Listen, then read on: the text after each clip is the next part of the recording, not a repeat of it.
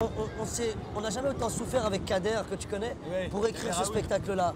C'est-à-dire que c'est vraiment la somme de tout ce qu'on a fait avant. J'ai le sentiment effectivement de faire enfin ce que j'ai toujours eu envie de faire. Oui, c'est exactement ça. Non, mais vraiment, j'ai la chance de faire ce métier dans les meilleures conditions possibles. pour l'instant. Et oui, voilà, et je veux profiter de ça au maximum.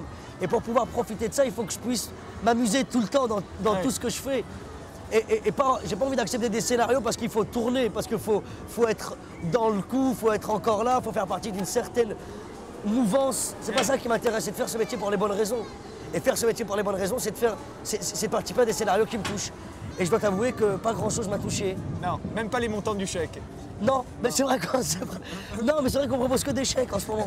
Et je préférais qu'on propose des scénarios. C'est pour ça que j'ai confiance en des gens comme Jean-Pierre Bacry. Ouais. Même si ça prend du temps, on va finir par y arriver. Alain Chabat, qui est en train de gratter sur un truc. J'ai appris dans la presse que Francis Weber écrivait pour moi. Ah oui? J'étais très content. En 95 à peu près, quand tu fais ton premier one-man show, t'imaginais 10 ans plus tard, tu t'imaginais là, Non, t'es comme fou. ça? Jamais de la vie. Là, ouais, là, à la Foire du Trône, certainement, parce que j'ai galéré pas mal à la Foire du Trône. Entre la barbe à papa et les merguez frites, j'étais souvent là-bas, là, dans le tronçon. Mais pas là, entouré de... pas aussi haut. Non, pas aussi haut. aussi haut. Non, c'est sûr. Après, Paris Première, je me suis dit, bon, là, je passe à un autre level. Quand De Greff m'a contacté, je me suis dit, il peut rien m'arriver de mieux. Ouais, Canal, ouais. Le ciel, les oiseaux et ta mère, je me suis dit, c'est l'apogée de l'apogée de l'apogée. Oui, 1,5 million de spectateurs. Je me suis que dit, sur toi. ça va s'arrêter là. Et alhamdoulilah, comme on dit chez moi, j'ai toujours été agréablement surpris par le succès, par la réceptivité du public, par la confiance qu'on m'accordait. Putain, j'ai gagné une gourmette en plaqué, mon frère. Fais voir, faut voir. Je peux voir ce que j'ai gagné? Ouais. Regarde.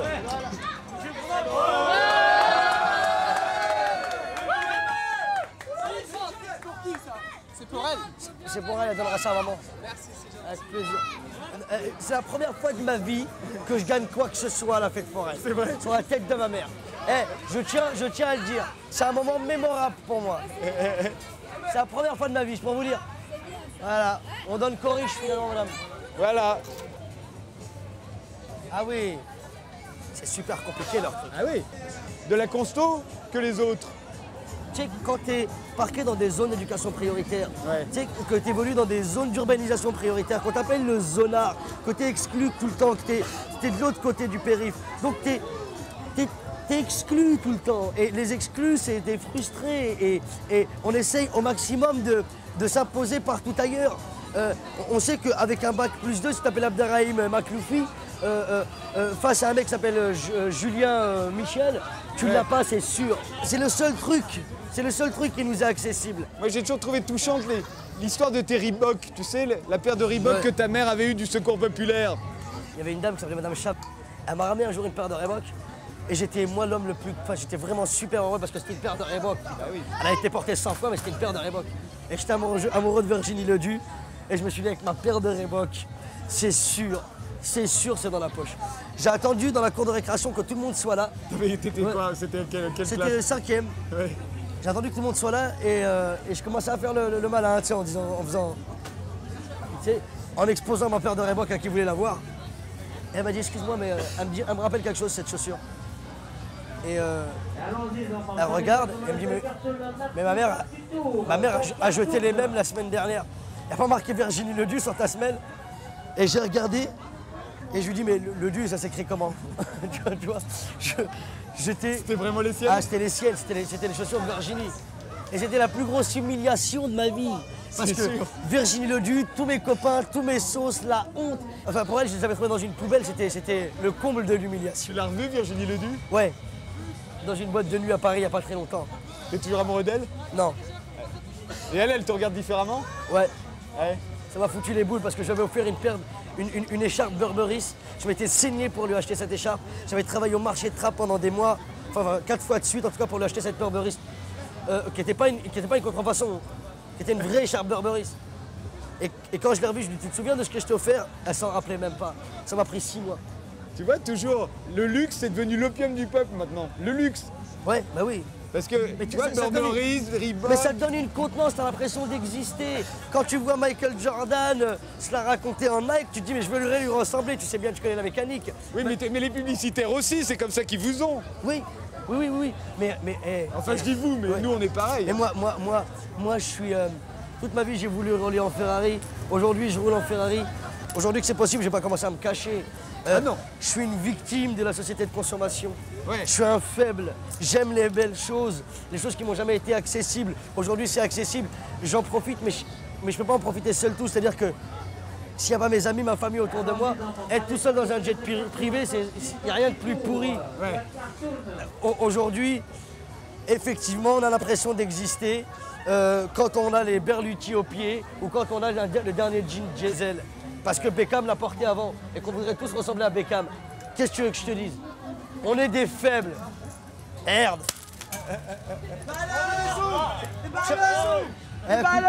J'arrive pas à gagner depuis tout à l'heure, je me fais Kerna. Comme on se fait tous Kerna depuis le début. Vous ne voyez pas ça? On est des victimes de la société de consommation. Merde. Et une dernière. Ton enfance, c'est quelque chose de très doux, de très sucré, non? Ah ouais. Quand on voit ton spectacle, le dernier 100% de Boone, il y a une douceur. Tu vois que quand tu parles de ton enfance dans la cité, même pauvre, il y a une douceur, une nostalgie qui est très rare, non? En général, on accuse toujours le côté noir de la cité, de la banlieue. Moi, j'ai adoré mon enfance, je te jure. Que ça soit dans les bidonvilles de Taza, parce que j'ai passé 3 ans là-bas, ou à Barbès ou à Trappes. J'ai toujours été entouré de gens qui m'ont aimé vraiment, qui m'ont kiffé. Ma mère, elle m'a pourri de bonheur. Mon père, pareil. Pour rien au monde, si j'avais à changer mon enfance aujourd'hui, je changerais quoi que ce soit parce que j'étais entouré de gens qui m'ont vraiment aimé, qui ont essayé de m'inculquer des vraies bases. Et un truc encore plus incroyable que tout le reste, c'est que... C'est ça. Tu me fais halluciner, c'est vrai. Ouais. Elle commençait à 4h du matin, elle revenait à midi pour nous faire à manger. Elle repartait, je me rappelle, à 16h et elle revenait à 21h le soir. Et vous étiez combien? Vous étiez 7? On était 7. On était 7.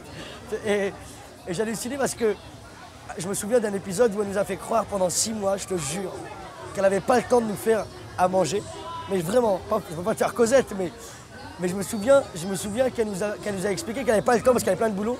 Et comme on adorait le pain chaud avec du beurre dessus et le thé à la menthe, pendant 6 mois, elle nous a servi ça. On s'en est pas rendu compte. C'était juste, j'ai pas le temps, mangez ça, je reviens tout à l'heure. Et nous, on kiffait, donc on se posait aucune question.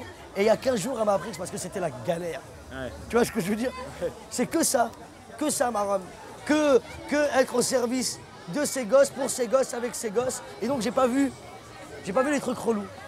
Mais le film que tu as envie de faire aujourd'hui, qui me fait profondément mal, on a vraiment le sentiment qu'on est des caïras sans foi ni loi, qui respectons rien, qui n'avons aucune colonne vertébrale, qui mangeons des enfants. Tu vois ce que je veux dire? Mais je te jure, j'ai vu un reportage sur France 2, envoyé spécial sur Trappes. C'est ta ville? Oui, et tu vois ce mec-là filmer une journée laïde, donc un rassemblement de musulmans. Ils étaient 800 ou 900, ça arrive une fois par an. Et le mec nous expliquait en voix off que c'est ce qui se passait tous les jours à Trappes. Donc, tu vois, du point de vue du mec du Périgord, on est des sauvages. Tu comprends ce que je veux dire? Et moi, je connais pas ça. Moi, j'ai pas vécu là-dedans. J'ai pas vécu dans l'intégrisme, j'ai pas vécu dans la violence. Bien sûr, c'était dur, il fallait aller au charbon. Mais aller au charbon, c'était aller faire les marchés de Trappes le matin à 6h du matin. Ou au maximum, la Cernam quand il n'y avait personne. Ouais. Mais c'était jamais méchant, c'était jamais violent. Ouais. Je me souviens quand les grands, ils allaient taper des jeans dans les containers de la Cernam, ils nous les amenaient à nous les petits et ils nous les jetaient dans les halls de bâtiments. On se retrouvait avec du 32-34 qui nous allait pas, et tout le monde avait le même jean de la même taille. Mais c'était tous ensemble face à l'adversité, quoi. C'est une vraie solidarité, un esprit bon enfant. Je me souviens pas de rapport de force dur. Les seuls trucs durs qu'il y avait, c'était la cam et nos grands frères qui tombaient les uns derrière les autres à cause des échanges de seringues. Mais c'était le seul truc noir dont je me souvienne. il y avait une vraie solidarité, un vrai truc. Ça faisait bloc quand même, je te jure. Ouais, la douceur des mères, j'ai l'impression que c'est un vrai truc dans les banlieues. Ah mais je te jure que c'est elles qui tiennent tout. Ouais. C'est elles qui Tu l'as dit toujours, c'est la femme l'homme que tu respectes le plus, c'est ta mère. Ah, c'est ma mère. Ouais. C'est elles qui tiennent tout, je te jure. Parce que il y a un rapport, de force avec le père, forcément. Parce qu'il y a la dureté des pères, en Oui, revanche. parce que les pères sont venus pour faire de l'oseille ici. Ouais. Et comme ils ont un peu échoué, parce qu'on leur a pas offert beaucoup d'alternatives aussi, Ouais. eh ben, ils comptent sur nous. Ouais. Et comme malheureusement la majeure partie des gamins de mon quartier en tout cas, ils sont dans la même situation que leur père presque à leur arrivée. Ouais. C'est-à-dire pas respectés. Pour revenir à ta mère, est-ce que tu n'as pas l'impression que tu es devenue ta mère maintenant pour ta famille? C'est un peu ce dont on a l'impression dans ton spectacle. Tu es le soutien de famille aujourd'hui de ta famille. C'est toi qui bosses aujourd'hui. Ouais, mais T'as dit un truc qui m'a fait mourir de rire, t'as dit chez moi c'est Dallas, mon père c'est un peu Jock et Wing. Mon frère Momo ça serait un peu JR et Wing. Et moi je serais un peu les puits de pétrole. C'est vrai. Mais oui, t'as remplacé ta mère. Ouais, j'ai un peu ce sentiment-là. Mais j'en suis très fier et en même temps ça crée pas mal de conflits. Parce que mon père a l'impression de moins exister un peu. C'est toi le père maintenant, c'est le patriarche. Ouais. Voilà, et j'ai un peu de mal avec cette situation, donc j'essaye au maximum de ne pas empiéter sur ce terrain-là, parce que mon père reste mon père malgré tout, tu vois. Et c'est lui qui décide quelle chaîne on met. Tu vois ce que je veux dire? J'ai pas encore le droit de toucher à la télécommande. Et en plus, j'ai pas envie d'y toucher à la télécommande. C'est Drucker, tu...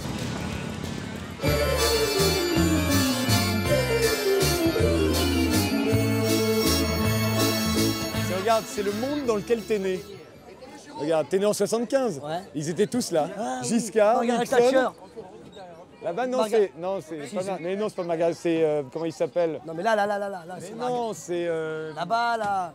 c'est Jimmy Carter. Ah, il a la gueule de Margaret Thatcher quand même, Jimmy Carter. Tu crois? Oui. Je crois que c'est Jimmy Carter. C'est qui, c'est Jimmy 76, Carter Jimmy Carter 76. Ah oui, il y a le drapeau américain en bas, t'as raison. Ah bien oui. Bien. Oh putain, ils sont tous là. Raymond Barre, Mao. Raymond Barre, Mao Tse. Ils sont C'est tous là, sans ça, c'est- exception. C'est ton enfance. Ah ouais, c'est vraiment c'est mon époque. Attends, J'ai l'impression que t'es de plus en plus politique, toi. Au fur et à mesure que t'as réussi. C'est pas. Elle est ressortie. Hein. Non, c'est pas tant que je sois plus politique, c'est que j'ai toujours une conscience politique. Depuis le jour de ma naissance, j'ai une conscience politique. Maintenant, elle grandit avec moi. Et il y a des choses qui m'indignent de plus en plus. Il y a des C'est choses- aussi que tu te sens plus porte-parole aujourd'hui. Je te jure, c'est même pas ça, c'est vraiment qu'il y a des choses qui m'ont. Au fur et à mesure des choses que j'ai vécues, des choses que. Et des fois, je suis nul. Des gens que j'ai rencontrés. Et puis, au fur et à mesure des villes dans lesquelles j'allais jouer, je revenais avec des informations différentes et j'avais forcément plus de recul sur mon quartier. Et c'est comme ça qu'elle grandit la conscience politique. C'est quand tu vas ailleurs et que tu t'aperçois que ça se passe pas exactement comme Ouais. chez toi. Aujourd'hui, ce serait qui pour toi les types qu'il faudrait mettre dans un jeu de massacre comme ça? Mao, il a quand même été casse-couille. Hein. Oui, mais il est passé. Ben Laden, tu le verrais ici, là? Ben Laden, bien sûr. Ben Laden nous a fait du tort. Ben Laden nous a fait du tort, Saddam Hussein nous a fait du tort. Mais il est évident que c'est aussi super compliqué quand tu sais plus, je te jure que tu sais plus. J'ai 29 piges, bientôt 30 piges, et je suis né avec le conflit israélo-palestinien. Ah oui, t'es pas le seul, tes parents aussi. Tu vois, mes parents aussi. Mon neveu Wassim aujourd'hui, il est en plein dedans. Quand est-ce que ça s'arrêtera, je sais pas. Mais on sera toujours tributaire de Bush, Sharon, de mecs comme Ben Laden. La dernière élection présidentielle, quand t'as vu Le Pen au premier tour, c'était à désespérer de la France pour toi ou pas? Quand j'ai vu Le Pen au premier tour, je te jure que je savais pas comment réagir. Parce que plus que Le Pen au premier tour, ma mère qui faisait ses valises. Sur la tête de ma mère. Ma mère, elle a commencé à prendre des trucs dans le placard et à sortir les grosses malles en fer qu'on a achetées chez Tati il y a 10 piges. Et elle a commencé à mettre des trucs dedans au cas où. Et là, je me suis rendu compte que ça prenait des proportions. Mais à ce moment-là, tu nous en as voulu? Non. T'as voulu à la France? Parce que t'adores la France. Dans ton spectacle, t'arrêtes pas de dire que t'adores la France. J'ai jamais été fou, toi. Maintenant, non, jamais j'en ai voulu à la France, je te jure, jamais. Les mecs, quand tu leur demandes, tu les prends un par un, tu leur demandes sincèrement ce qu'ils pensent de la France, ils te répondront comme moi.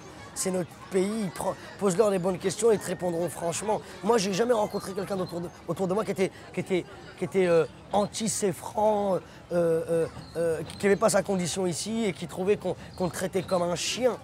Alors bien sûr qu'ils sont indignés quand ils voient que le Front National prend de l'ampleur, mais je te jure, ils ne sont pas teubés. Pour la plupart, ils relativisent et ils savent bien que c'est parce qu'il y a de moins en moins d'oseille, de plus en plus de chômage, que les gens n'ont pas de réponse et qu'ils sont que c'est la misère qui prend le pas. C'est pas le FN qui prend le pas, c'est la Zermie qui prend le pas.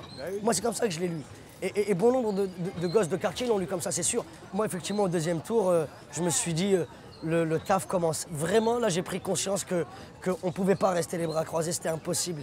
Que je ne pouvais pas continuer à faire des épisodes de H et à faire des chroniques sur fond blanc, c'était pas possible. Ou en tout cas, pas de cette manière-là. C'est pour ça que tu es devenu plus politique, comme je te le disais tout à l'heure. Oui.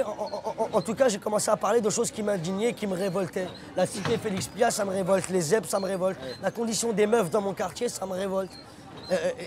Et c'est la meilleure manière d'en parler que de monter sur scène et d'avoir des gens en face de soi. C'est qui tes héros politiques, toi, aujourd'hui? Mes héros politiques? Moi, mes héros politiques, c'est Zinedine Zidane.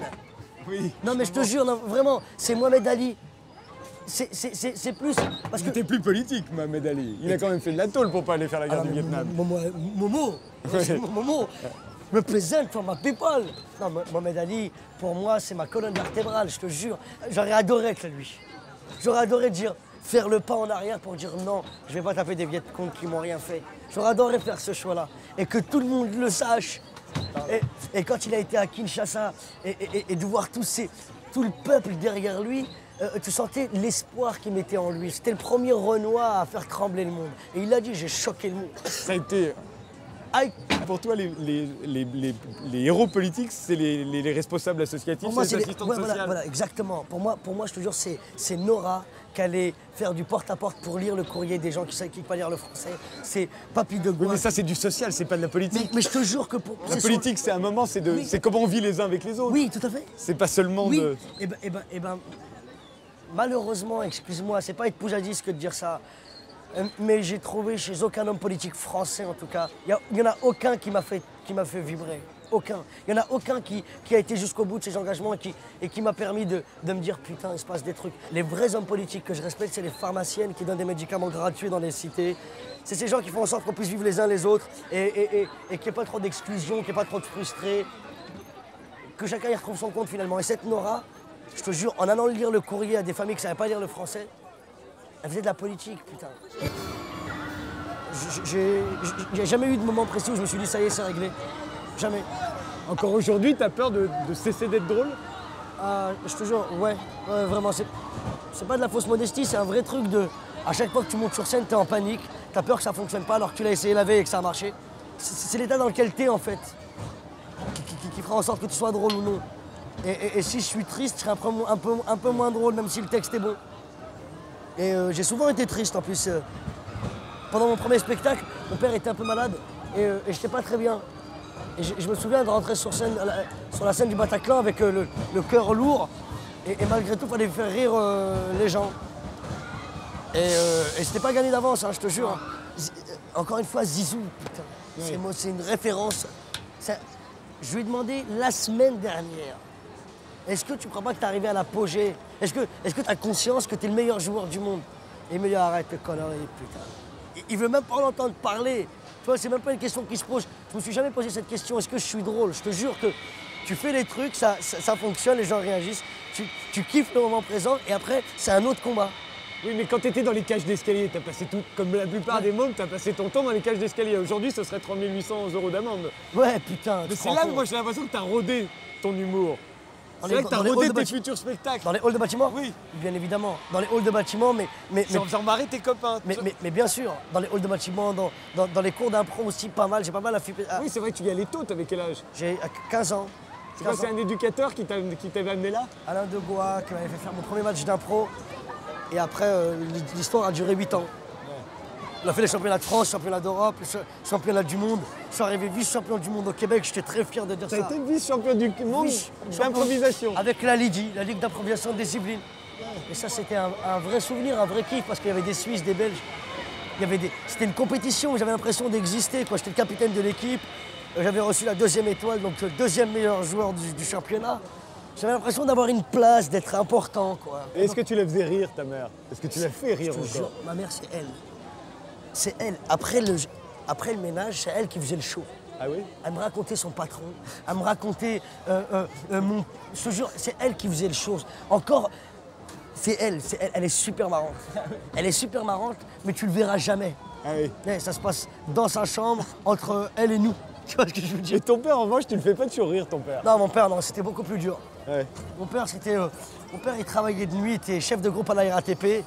Il allait au charbon, il dormait le jour. On a commencé à communiquer ensemble à partir de 19 ans. 19-20 piges. Et depuis, maintenant, on se lâche plus, on se kiffe vraiment. Mais est-ce que tu le fais marrer? J'ai l'impression que c'est lui, le mauvais public dont tu as besoin. Parce que tu fais rire beaucoup de gens. Même Le Pen, tu le fais rire. D'après ce qu'on a dit. Je sais, ça t'emmerde. Je suis pas super fier, je te jure. Mais le fait que ton père, ce soit pas évident que tu arrives à le faire rire. C'est pas le plus dur public, mon frère. Ah bon? Je te jure, Momo de Bouze. Momo de Bouze encore. Ton frère. Parce que lui, vraiment, pour lui, je serais jamais une star, je ferais toujours pipi au lit dans sa tête. Lui, c'est grâce à lui tout. Tu vois ce que je veux dire? Pour lui, si je suis là, c'est en partie parce qu'il a écrit la quasi-totalité de mes textes. Alors que c'est pas vrai. Mais qu'est-ce que je te dis? Momo, je l'ai rarement fait rire. Et si un jour je fais rire Momo, enfin quand je fais rire Momo, je te jure que là, c'est gagné, quoi. Si je fais rire Momo, je peux faire rire plein de gens. Mais c'est ce que je me disais avec mes chroniques. Quand j'écrivais pour Radio Nova, je savais que mes potes les écoutaient. Et eux, c'était le plus mauvais public que j'avais, quoi. Parce que rien ne les faisait marrer. Et puis, quand je faisais des trucs pourris ou des trucs falches, comme ils disent, comme ils disaient, comme on dit toujours, des trucs un peu fake, pas très sincères, pour faire rire les autres, pour plaire. Dès que je faisais des trucs pour plaire, ils me le disaient tout de suite. Je me rappelle de m'être embrouillé avec un mec dans mon quartier, vraiment, vraiment dur, parce qu'il m'a dit fais-moi rire. Je dis, tu vas pas me mettre, je suis pas un distributeur de blagues, fais-moi rire. Il dit, tu fais bien rire les frères français, fais-moi rire. Et je sentais que c'est la première fois que j'avais eu affaire à la jalousie, ça m'a vraiment fait mal au cœur. Je sais dire quoi, tu fais rire les Français. C'était une manière de me toucher et de me dire, t'es plus des nôtres, quoi. Ouais. Alors que il suffisait que je le prenne à part, que je l'invite à l'Olympia pour que ça soit réglé. Tu vois ce que je veux dire? Oui. Mais malgré tout, c'est vrai que c'était pas acquis d'avance, hein, je te jure, c'était pas acquis d'avance. Entre mon frère, mon père et les mecs de mon quartier, c'était pas gagné, quoi.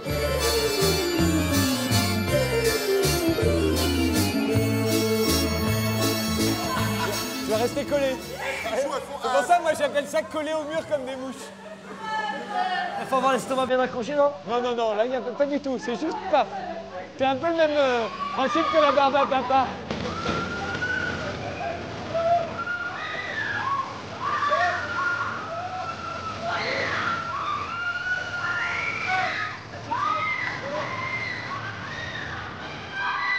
Est-ce que tu as l'impression aussi qu'après ton accident, avec ta main contre le RER, est-ce que là, tu as développé plus encore? Il a fallu que tu sois plus drôle. Mais déjà, 1m65 Robeux, il a fallu que je fasse plus. Donc j'étais déjà dans cette dynamique du plus, tu vois ce que je veux dire? Donc je suis resté dans cette dynamique du plus, effectivement. Elle a dû vachement s'inquiéter, ta mère, j'y pense souvent. Donc comme tu dis, 1m65, Robeux, avec une main handicapée, elle a dû s'inquiéter. Ben, je te jure, je faisais en sorte d'être le plus léger pour elle. J'étais pas le fils modèle, mais c'est vrai que quand elle arrivait, c'était pas avec moi qu'il y avait le plus de soucis, c'était avec mon frère Momo. Essaye d'aller tout droit dans le caméraman.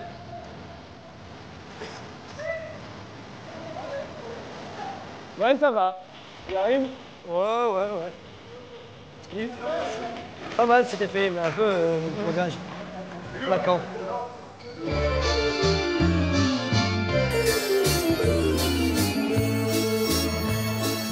Tu sais, il y a plein de mecs de mon quartier qui adorent ça. Ah oui? Et ben moi, je faisais partie de ceux qui n'aimaient pas ça. Pourquoi? Parce que, je te jure, peut-être parce que j'étais un peu plus petit, un peu plus... mais j'ai jamais aimé le rapport au... Enfin, Pourtant, tous les petits garçons aiment bien ça. Ben moi, je kiffais pas ça, je te jure. J'aime bien, c'est marrant de le faire comme ça dans une fête foraine. Mais je sais pas. Il y en a peut-être eu trop autour de WAM. Parce que moi, il y en avait des vrais dans mon quartier. Voilà, c'est ça. Il y en avait des vrais. C'est aussi ça, c'est que tu savais que d'une certaine manière, ça te pendait au nez. Ouais. D'être devant ou d'être derrière. Ouais. Mais comme les autres ont été au charbon pour nous, presque. C'est-à-dire que je faisais pas... Il y avait deux options. C'était soit je me consacrais à un truc pleinement et je vivais C'était le foot, ouais. Ouais. Je vivais ma passion jusqu'au bout et je m'y consacrais corps et âme. Soit je titubais, tu vois, et je passais d'un truc à un autre. Il y a des mecs... Salut. Il y a des mecs qui sont ils ont énormément de talent dans mon quartier. Ils n'ont jamais réussi à s'exprimer, à pouvoir vraiment l'affirmer parce qu'ils se sont fait engrainer, parce qu'ils n'avaient personne qui les aimait véritablement autour d'eux. J'ai pas de réponse précise, mais moi, ma mère, elle me kiffait trop, je te jure. Elle a régi tout le reste. Donc ça t'évitait ça? Ouais. Ouais, t'es fou, toi. Vous pouvez nous le charger? Tu vas voir, je suis nul, hein. Tire pas dessus.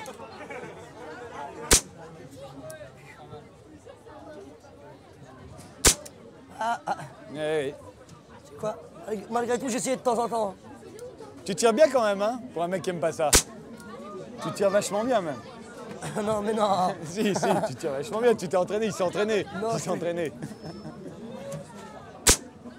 Tu vois? Attends, ouais. Tu y penses à ça, que les cibles sur lesquelles s'entraîne la police sont les mêmes, c'est-à-dire qu'il n'y a pas de jambes? On l'a fait souvent le reproche, ça. Non, mais tu sais quoi? Les Condés, maintenant, ils ont le flashball. C'est terminé. Ouais. Ils ont tous les prétextes de la planète. Ils disent ça te tue pas. J'ai un copain à moi, il est encore dans le coma. C'est vrai? Ouais, je te jure. Avec un flashball? Le mec, il s'est pris une boule de flashball dans la tempe. Donc, bien sûr, ça tue pas. Mais le mec, il est dans le coma. Je suis sûr que toi, dans ta vie, tu as eu beaucoup plus souvent rapport avec la police que moi, par exemple. C'est une conversation qu'on a eue avec Jean-Pierre Bacri il n'y a pas très longtemps. Et il me disait... parce que je venais arriver souvent en retard et je me souviens d'un jour où j'étais arrivé en retard à un dîner et je raconte, c'est parce que je me suis fait serrer par les Condés il n'y a pas encore très longtemps et que j'avais eu 3 amendes. Et on est passé au dessert comme si de rien n'était. Et sauf Jean-Pierre Bacri. Il était révolté par ça, ça lui cassait vraiment les couilles. Et il n'y a pas si longtemps, on a eu cette conversation, il me dit mais arrête. Je ne te fais pas systématiquement contrôler par les Condés. Pas systématiquement, mais trop souvent à mon goût. Et il ne me croyait pas trop, il pensait que j'en rajoutais un peu. Le soir même, on s'est fait serrer par les flics avec Jean-Pierre Bacri, avec moi à côté. Il a relativisé. C'était la 2e fois de sa vie qu'il se faisait serrer. Moi, c'était la 10 millième fois, mais juste, effectivement, j'ai le sentiment que aujourd'hui, plus qu'hier, je les intéresse. Oui, aujourd'hui, il y a la célébrité en plus. Oui. Mais avant, il y avait quoi? Avant, je faisais partie du lot. Hein. Avant, j'étais un rebeu de plus. Ouais. Mais aujourd'hui, peut-être, dans la tête de certains keufs, je sers d'exemple. Parce qu'il y en a, quand ils me servent, je te jure, ils font un malin plaisir de faire durer le contrôle d'identité. Ils attendent bien que le maximum de gens, tu vois, passent comme pour m'humilier presque. Bah, pas tous, heureusement. On a besoin de la police dans ce pays. Il en faut et je suis... Et tu ne serais pas le dernier à les appeler en cas de problème? Et bien évidemment, j'appelle rarement les Condés en plus, je te jure, j'essaie de régler. On a assez d'éducation, on appelle rarement les Condés chez nous. Ouais. On essaie de tu régler... dis toi-même d'ailleurs que si on venait cambrioler ton appartement, même le nouveau, le loft dans Paris 6e, après tout il y a des assurances, tu dis... J'en ai rien à foutre. Non, attention, ça ne va pas donner des mauvaises idées à certains malfrats, mais un mec qui tu te retrouves dans ton appartement avec le mec qui a la télévision entre ses paluches et un autre mec peut-être probablement super violent à côté. Qu'est-ce que tu vas faire? Tu vas faire le malin? Allez-y les gars. Il y a des assurances, de toute manière. Je me suis retrouvé dans cette situation. J'aurais pu être aussi à ta place au moment où je te parle. Je relativiserai, c'est sûr. Mais c'est pas sûr que je le retrouve pas après et que je le défonce. Mais je le laisserai partir sur le coup.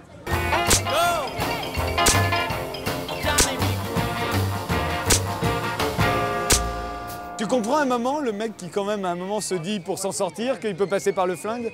Bien sûr.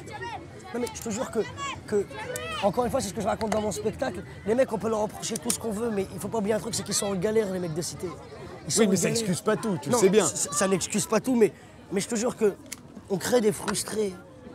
On est d'accord que ces mecs-là, au bout d'un moment, on les frustre. Oui, mais ça a toujours été le cas. Il y a eu des ouvriers qui étaient frustrés. Mais aujourd'hui, dans les quartiers comme Léo Lagrange, le centre commercial des Merizés ou encore Félix Piat, les poubelles elles passent plus.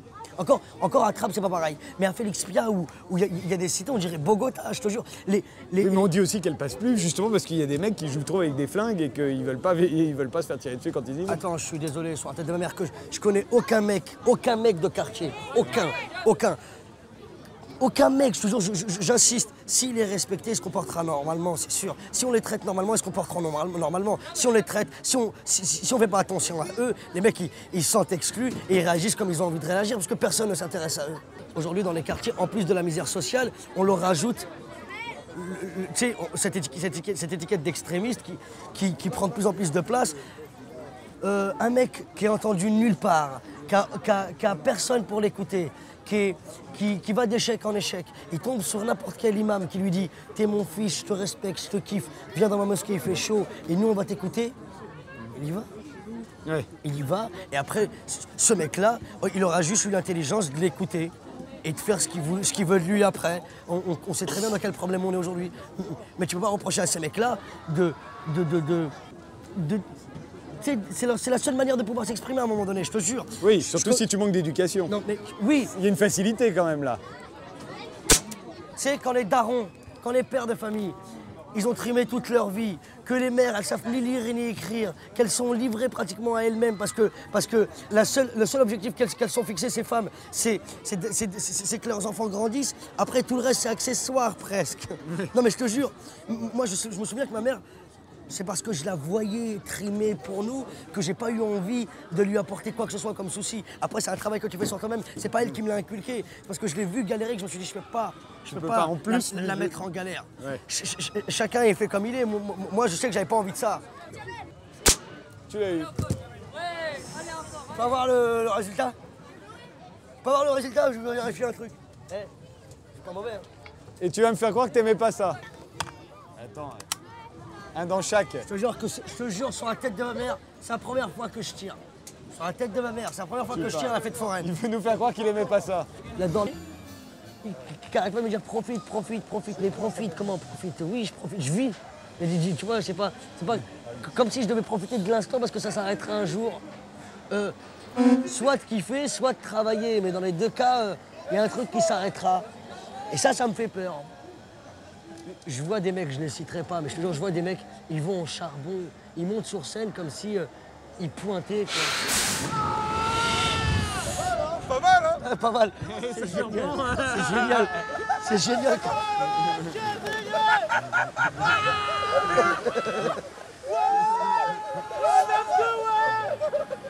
J'ai rien senti. Parce que je me demande toujours, c'est pourquoi on aime ça. Ça, pourquoi on aime ça? La sensation de départ. On peut le refaire une fois, j'ai pas eu le temps de sentir quoi que ce soit. J'ai rien senti. Moi non plus. Ah, c'est mortel. J'adore ça.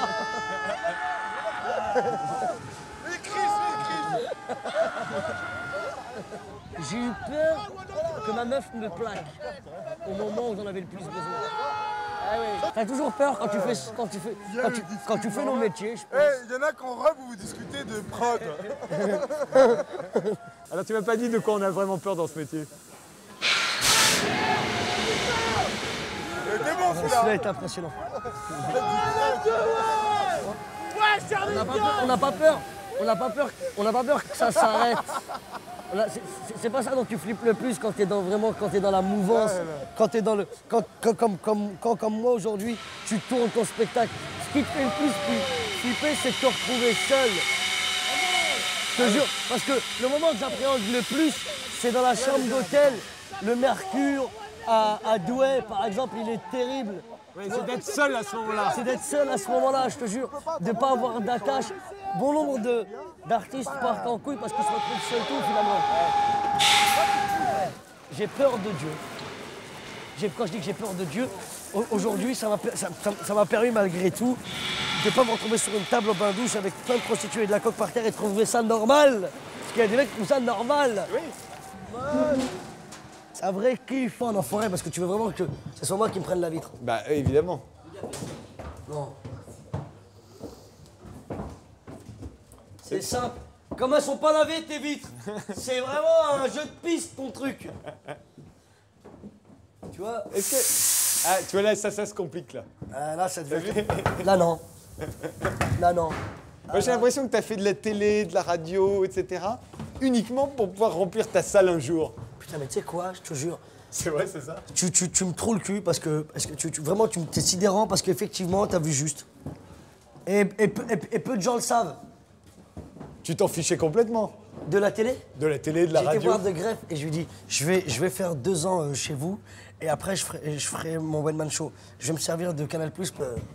J'ai toujours adoré jouer la comédie, me prendre pour quelqu'un d'autre, pas être wham, parce que j'aimais pas trop ce que j'étais en fait. Un petit rebeu, pas très grand, c'est pas très beau. T'es casse-couille plus qu'autre chose. Ah, ça se complique cette histoire. Et Et il me donnait l'opportunité d'être quelqu'un d'autre. Putain, c'est chelou, hein, c'est vrai. Il n'y a pas que ça, il y a aussi le fait qu'à un moment, quand tu veux être acteur, tu dois pas te laisser... Il y aurait eu une erreur stratégique de ta part à tout à coup jouer le jeu de l'intervieweur, etc. Tu aurais cessé d'être acteur. Et c'était mauvais pour ta carrière aussi. J'ai jamais eu de plan de carrière. Je te jure que je me suis jamais dit, il faut aller par là parce que c'est bon pour moi. J'ai eu un truc que j'ai toujours eu envie de faire depuis le début, c'est monter sur scène et raconter des histoires. Mais tu savais que là, ça pouvait être mauvais pour arriver jusqu'à la scène. Canal+, c'est une chronique. Une fois par semaine, c'était pas très contraignant. Et puis, caméra fixe fond blanc, ça me permettait de faire exactement ce que j'avais envie de faire. Comme je l'entendais, sans aucune pression ni contrainte. J'ai tourné mon frère, mes cousins. Faut remonter là. Anelka, je l'ai amené aussi avec moi là-bas. Et à partir du moment où tu gardes le cap, c'est-à-dire que tu te laisses pas embarquer par la télévision, quoique ça faille dégénérer, parce que Canal+, il me sollicitait de plus en plus. Hein. Exactement, je m'en souviens. À un moment, ils pensaient te donner nulle part ailleurs. Ouais. Voilà. Mais il fallait pas faire d'erreur. À ce moment-là, ça pouvait consister vraiment à se cogner là.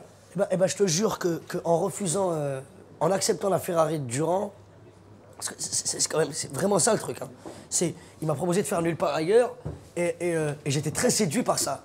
Par Guillaume Durand, par la Ferrari, par le côté je vais faire partie de ce milieu, qui est quand même un...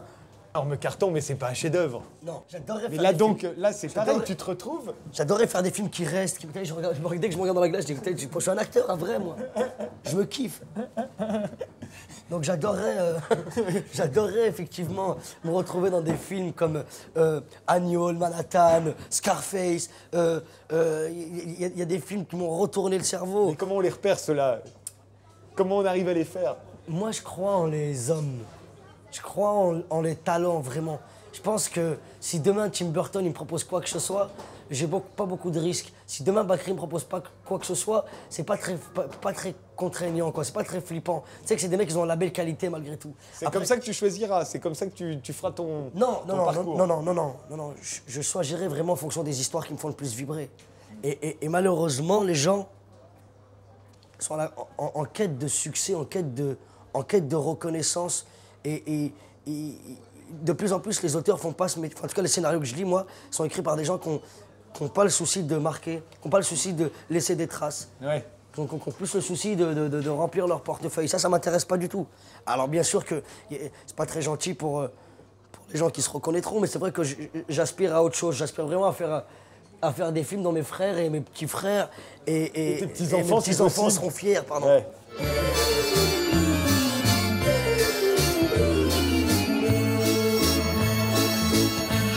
La seule fois où je t'ai vu amoureux, c'était dans Amélie Poulain. Non. Où tu te tais. En fait, tu ne dis rien. Tu vois, t'as l'air... Je suis amoureux et quand je suis impressionné, bizarrement, je suis intimidé, donc je me la ramène beaucoup moins. Je suis spectateur. Mais en fait, même pour les séduire, c'est toi, la tchatche, grande gueule, tu les fais rire. Je te jure que pas du tout. Pas du tout. Non, parce que on parle bien d'amour là. Ah, on parle d'amour. On parle pas de... Non, on parle pas de séduction. On parle pas de foraine. On parle d'amour. Eh ben, effectivement, je suis plutôt spectateur. Et puis, je suis souvent maladroit. Parce que j'essaye de plaire. Hey. C'est quand j'essaye pas de plaire que je suis le plus efficace. C'est notre problème à tous. Parce que tu es très connu aujourd'hui, évidemment, c'est encore plus difficile, non? De tomber vraiment amoureux, c'est-à-dire d'avoir confiance, de s'abandonner. Je te jure que c'est ce qu'il y a de plus dur dans ce métier. C'est ce que je te disais tout à l'heure. J'ai peur de me retrouver seul, effectivement, parce que mon métier est très dur et que Ils sont pas là. Ils sont pas là où tu es. Ils sont pas là où je suis. Et je suis en tournée, je suis au Maroc, j'essaie de monter des studios de cinéma en ce moment. Je me consacre à pas mal d'associations. J'écris avec mon pote Kader.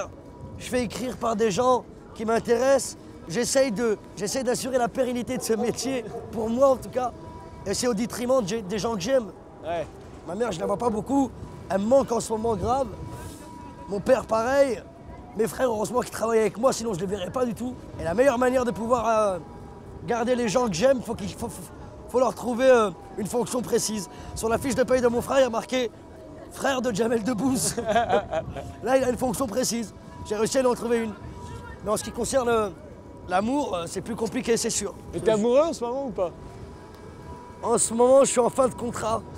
Ah oui, Je suis en fin de contrat, j'attends de voir s'il va être résilié ou s'il va être reconduit. ça dépend de toi ou d'elle? Ça dépend malheureusement de moi beaucoup. Ah oui. Mais C'est mieux quand ça dépend d'elle, tu veux dire? ouais, à moi. Je sais pas larguer, je déteste ça. Je préfère qu'on me largue. Eh, Je suis un vrai lâche, je suis un garçon. Avec tout ce que ça implique. ou tu es un gentil, avec tout ce que ça implique aussi. Peut-être, ouais. Mais elles s'en foutent de ça, les meufs. Elles préfèrent que tu sois méchant, mais elles préfèrent que tu sois. Enfin, pas méchant, mais en tout cas, elles préfèrent que tu sois là. Que tu sois gentil, c'est accessoire presque. J'ai envie de vivre cette vie pleinement. J'ai pas envie d'avoir de contraintes. J'ai pas envie d'avoir de freins. Je dis pas qu'une meuf, c'est un frein, loin de là. Mais je dis que c'est super dur de concilier ma vie d'artiste et ma vie sentimentale. À moins d'épouser Laetitia Hallyday, dans ce cas-là, tout est réglé. Elle gère tout le reste. Oui, mais c'est un cliché en même temps. Tu sais bien aussi qu'au bout d'un moment, on s'aperçoit que, comme tu le disais, tout à coup, on est seul. Ouais, c'est seul. trop tard. Ouais, je te jure. On s'est consacré à sa carrière, on est seul. Et ça, c'est pourri. Le rêve le plus ultime, c'est de finir sous un olivier à Marrakech, avec plein de gosses, par une crise cardiaque, parce que j'aurais couru derrière mon petit-fils pendant 150 mètres, comme Don Comme dans Corleone. le parrain. Exactement.